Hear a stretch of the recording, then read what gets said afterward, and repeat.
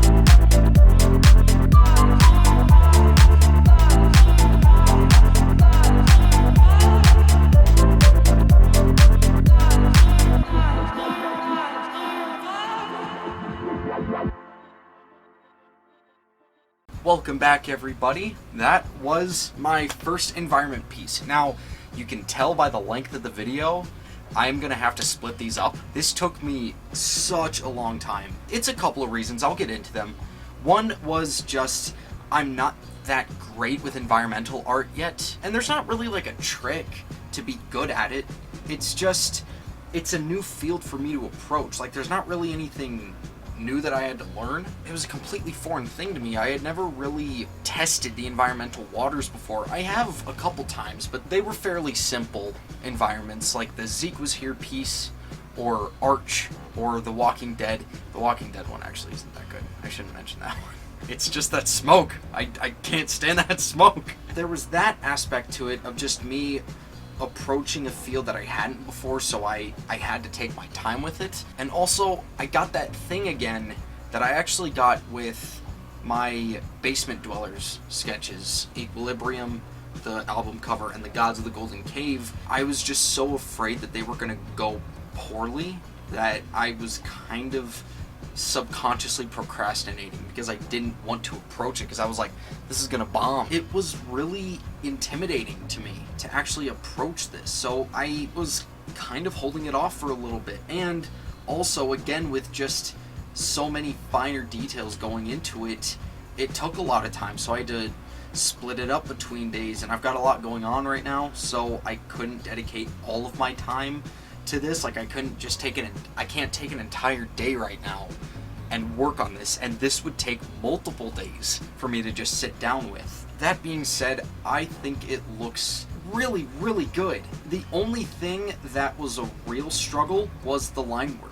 The only thing that I really was troubling myself with was actually making the environment. Coloring and all that, that was fairly simple. I know how to do that stuff all right, especially perspective. I'm really trying to work on that.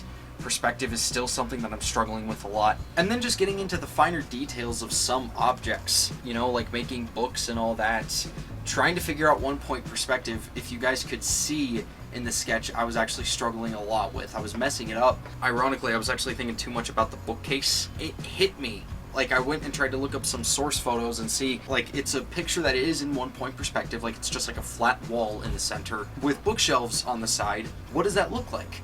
And then I saw, oh my god, those are just straight lines. Of course, because it is in 1 point perspective. If it is a line that does not go towards your point of perspective, it's just going to be a straight line. Figuring that out, that actually made it really relieving, because sometimes the best way to learn fundamentals like this and different concepts and properties with art is to fuck up at them and then go and learn how to fix them again. And then you actually learn a lot from that, because once you figure out that one thing, it sort of opens that door to the entire idea, and you can see how that one mistake can apply to multiple different ideas later in the future. So just by learning that one thing with this bookshelf, I'm now like, I finally get how to draw 1 point perspective. That one thing really did kind of encapsulate everything that I was struggling with when it came to perspective. Bringing in like outer objects, and I'm like, well, the room itself is never going to be truly in one perspective, so do the things within the room stay in that perspective as well? And different ideas like that. And it works out pretty well that the center point is right in the window, which I really do like. And again, I wanted to theme the piece with purple. It's not really purple, but it's more just like colors within that side of the spectrum. You know, you've got your reds, your blues, and your purples all over.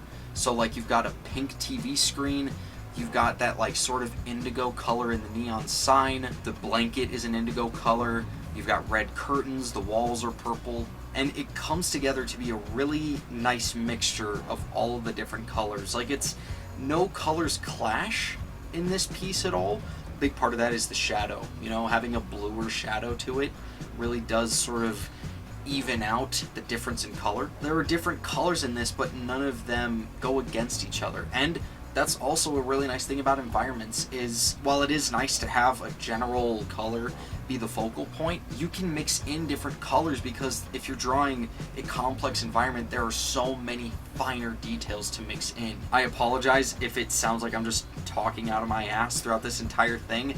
I kind of understand what I'm doing. I might not though, but it's okay. I just want to say though, for how nervous I was, I am extremely happy with this drawing, and I do also want to let you guys know that the other 3 drawings are going to have to be their own videos, because there's no way that I can put 4 sketches, especially ones that are A, as complex as this, and B, as foreign to me as they are. They're all gonna have to be their own videos, which I think is okay. You know, we'll make it like a little mini series on the channel. I am really happy with how this went, and I guess we'll just have to wait until we get to our second environment. So that's it from me. Thank you guys so much for watching.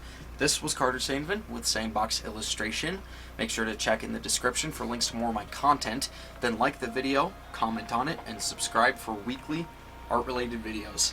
Anyways, have fun, dudes.